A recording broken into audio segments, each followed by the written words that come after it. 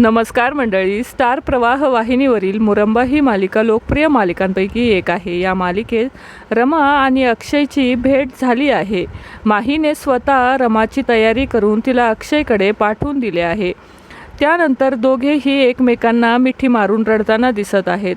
अक्षय म्हणतोय की मी तुझ्या मिठीत असून सुद्धा माझ्या डोळ्यातील आनंदाश्रू थांबत नाहीये। त्यावर रमा म्हणते की कारण तुझ्या हृदयाला समजलं आहे की खरी रमा मी आहे।